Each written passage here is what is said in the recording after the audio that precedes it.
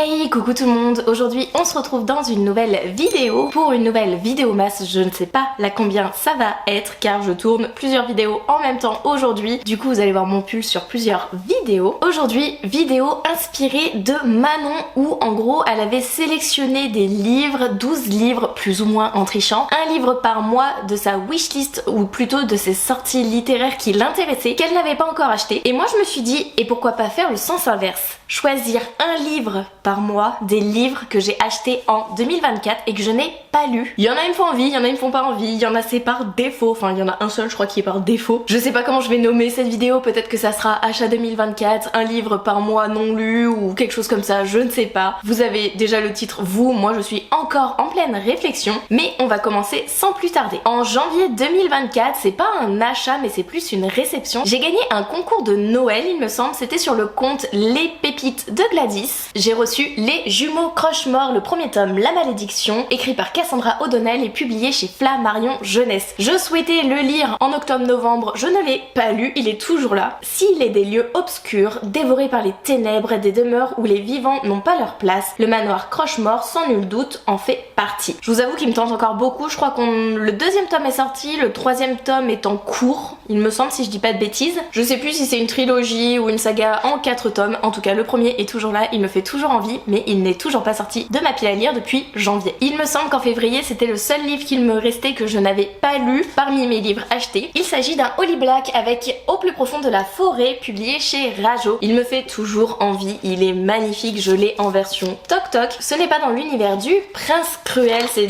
une nouvelle saga, un one shot plutôt. Je ne sais pas. Je vous avoue que quand j'ai vu Holly Black, tellement j'avais adoré Le Prince Cruel, j'ai foncé dessus, j'ai pas regardé si c'était une saga, un one shot ou quoi que ce soit. Un roman à la frontière entre notre monde et celui des failles. Elle s'inspire encore de son univers un petit peu faille humain du Prince Cruel, mais vraiment c'est pas une suite, c'est pas un spin-off ou c'est pas dans l'univers 2 comme peut l'être L'Héritier trahi. Voilà, je veux pas relire le résumé, mais il me tente toujours autant. Holly Black, ça se dévore, ça se lit tout seul. Au mois de mars, j'ai eu pas mal de livres en cadeau puisque mon anniversaire est le 6 mars et du coup mon chéri m'a fait un énorme cadeau. J'ai toujours pas lu ces livres mais ça va être le sujet d'une prochaine vidéo, de la prochaine d'ailleurs que je vais tourner. Mais pour le mois de mars, le livre que je n'ai pas lu et qui me fait beaucoup envie, il s'agit de All of Us Villain de Amanda Foody et C.L. Herman, c'est le second tome, donc La Malédiction des 7 c'est le dernier tome, publié chez Milan. C'est une belle bricasse et ça ne saurait tarder parce que il me fait beaucoup envie, j'ai pas envie d'oublier beaucoup trop d'éléments. J'avais beaucoup aimé le premier tome, même si les 100-150 premières pages étaient assez longues pour moi parce qu'il y a beaucoup de protagonistes. On suit cette famille, donc 7 protagonistes dans un tournoi à mort. Le meilleur qui gagne remporte la magie ancestrale ou quelque chose comme ça, je sais plus exactement, mais celui-là qui gagne au détriment des autres, suite à la mort des autres, va remporter le tournoi. Et là on en est dans le second tome où on a déjà eu plus ou moins des morts, plus ou moins des trahisons et tout, et j'ai adoré. Vraiment c'est une dystopie, ça me fait beaucoup penser à Hunger Games et j'adore vraiment. Donc il me fait toujours autant envie et ça fait plusieurs fois que je le mets dans des piles à lire d'ailleurs de fin d'année. Si vous l'avez vu, si vous me suivez depuis quelques mois déjà, vous l'avez déjà vu passer plus d'une fois. Pour le livre du mois d'avril, c'est un livre que je vous ai présenté il y a pas longtemps dans les livres qui me font envie mais que je n'arrive pas à sortir. Il s'agit de Défier la nuit de Brigitte Kemmerer, publié chez Rajo. Un prince désespéré, une rebelle intrépide, une attirance dangereuse. Le second tome est sorti, je ne savais pas à la base que c'était une saga, je crois qu'il va y avoir 3 tomes, on m'avait dit dans les commentaires. Le deuxième tome a été annoncé pour le 22 janvier 2025. Avant de me procurer le second tome, j'aimerais lire le premier tome. Je ne veux pas vous relire le résumé, j'en ai parlé il y a pas longtemps, donc je pense que vous l'avez dans votre tête, mais il va avoir des questions de royauté si je m'en souviens bien. Quand je vous l'ai présenté en vidéo, vous m'avez dit non mais faut lire celui-ci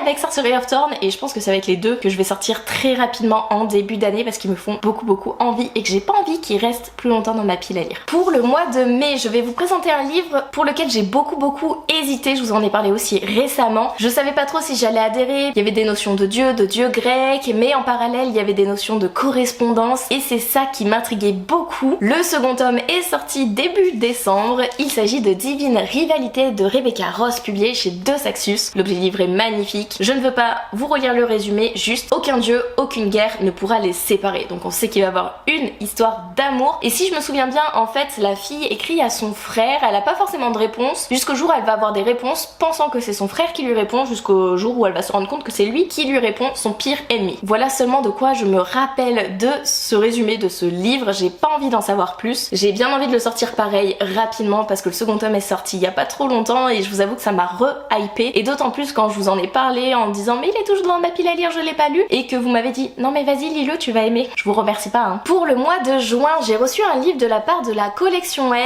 C'était celui-ci, Dans l'ombre de la reine louve de Kieran Millwood Hargrave, publié chez R Jeunesse. Et je crois que d'ailleurs c'est le seul du mois de juin que je n'ai pas lu, c'est pour ça qu'il est ici, ou en tout cas, je devais en avoir un deuxième, mais c'est celui-ci qui me fait le plus envie. J'ai envie de jeunesse, de légèreté en ce moment. Dans un château, une reine louve aiguise sa lance. Dans les montagnes, une fille d'un autre temps s'éveille. La terre entame sa musique, notre histoire commence. C'est un premier tome si je dis pas de bêtises. Oui, c'est un premier tome celui-ci, et j'ai pas envie d'en savoir plus. C'est écrit très gros, je pense qu'il va se dégommer, mais il fait encore partie de mes achats 2024 que je n'ai pas lu. Mais quand je vais vous faire le topo 2024, vous allez être surpris quand même de mon nombre d'achats et de mon nombre de livres lus, qui correspond plus ou moins quand même, qui est vraiment impressionnant pour les deux, mais qui correspond plus ou moins à mon rythme de lecture. Pour le mois de juillet, encore un service de presse, mais cette fois-ci de la part de Hachette, qui est toujours dans ma pile à lire que je n'ai pas lu. Juillet, ça commence à dater quand même, ça fait 5 mois. Hein. Il s'agit de Encore 6 mois d'été de Daisy Garrison, publié du coup chez Hachette. En gros, c'est un couple qui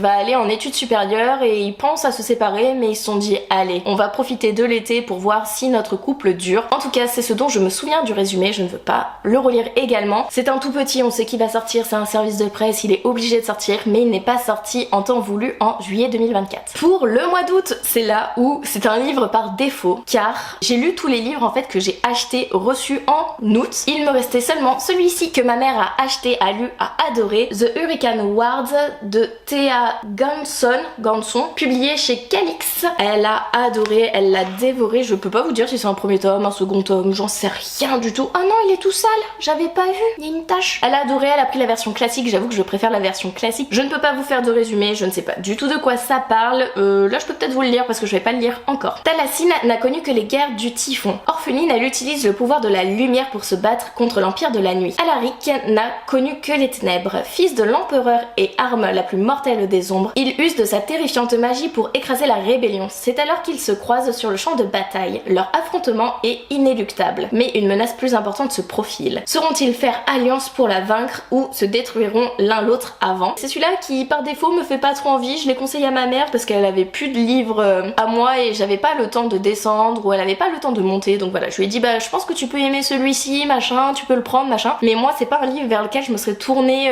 ou en tout cas je m'y suis tournée parce que le résumé m'a intriguée à un moment donné, mais c'est pas le livre sur lequel je me suis jetée pour aller me le procurer quoi. Au mois de septembre je suis allée à un salon littéraire et j'ai eu très envie de m'acheter un second tome, mais je ne l'ai toujours pas lu. Alors je me suis dit mais t'as eu le tome 1 récemment, faut lire le tome 2 avant que t'oublies trop d'éléments. Il est toujours là. Il s'agit de Kezia, le second tome de Maddy Plume, c'est de l'auto-édition et en fait il est toujours là parce que Maddy Plume m'a dit qu'elle était encore en cours d'écriture pour le 3e tome et en fait le 2e tome est sorti l'année dernière et je pensais qu'il allait sortir au mois de septembre ou fin d'année 2024. Ce n'est pas le cas. Et du coup j'étais en mode bah du coup je me lance pas rapidement dessus donc il est toujours là. C'est une réécriture de conte d'Anastasia, j'ai beaucoup aimé, c'est très rythmé. Bon la protagoniste au début elle est un petit peu insupportable mais par la suite elle évolue et on comprend pourquoi elle est comme ça, on comprend pourquoi elle a ce tempérament, ce caractère et cette façon de voir les choses, de voir le monde qui l'entoure. Au mois d'octobre je suis allée à un nouveau salon littéraire, je vous mets la vidéo dans le petit i juste ici si ça vous intéresse, c'était Grimoire et du coup j'ai acquéri quelques livres et je vous avoue que celui qui me fait le plus envie est le roman d'une petite maison d'édition pour l'instant. Il s'agit de Echo de Marine LTR, le premier tome, l'Onyx, et c'est publié chez Imeris. Donc c'est la maison d'édition du copain de Louise Restavier en lecteur et je vous avoue qu'il me fait beaucoup envie. J'ai rencontré l'autrice, je me suis fait aussi dédicacer, je ne trouvais plus ma page de dédicace. Je ne veux pas relire le résumé mais c'est celui-ci qui me fait le plus envie, que j'ai acheté au mois d'octobre et qui n'est toujours pas parti, qui est toujours là. L'avant-dernier livre que j'ai à vous présenter, c'est un second tome. C'est un livre que j'ai acquéri au mois de novembre. J'ai acquéri aussi le premier tome au mois de novembre mais je l'ai dévoré. Vraiment je n'ai pas pu attendre plus longtemps, je sais pas ce que j'attends temps pour lire le second tome. Vraiment je suis restée sur ma faim en mode bah non, je veux la suite maintenant tout de suite, et il est toujours en attente, mais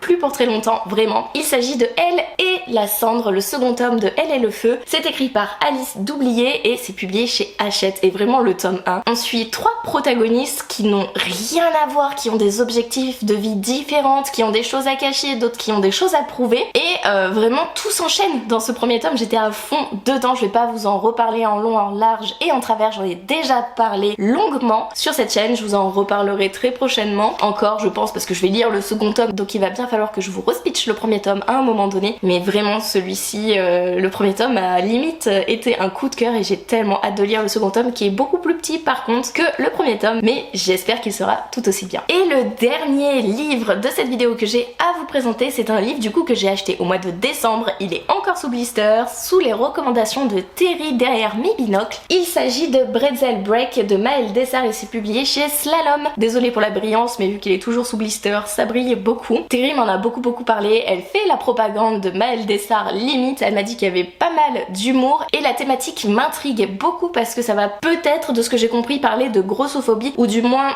d'estime de soi, de l'image qu'on a de soi et celle qu'on renvoie aux autres. Voilà, il m'intrigue beaucoup, il est tout petit, mais il ne va pas tarder à sortir parce que j'aimerais bien en parler à Terry prochainement dans un des prochains book clubs, ou peut-être le proposer dans un des prochains book clubs. Voilà, j'espère que cette vidéo vous aura plu, j'espère sortir ces livres prochainement plus ou moins, parce que comme vous l'avez vu, il y en a un qui me fait pas trop envie ou plus ou moins envie, donc on verra à ce moment là si il sort ou pas. En tout cas j'ai bien aimé tourner cette vidéo, chercher les livres que j'avais achetés sur un mois donné et sélectionner lequel me tentait le plus. J'ai bien aimé, n'hésitez pas à me dire s'il y a des livres que vous avez lus, qu'est-ce que vous en avez pensé, s'il y a des livres que je dois sortir, ne me redites pas Défier la nuit, j'ai compris que je devais le sortir rapidement. N'hésitez pas à liker, commenter et à vous abonner si vous le souhaitez, et moi je vous laisse, je vous fais des bisous et je vous dis à une prochaine vidéo. Bye.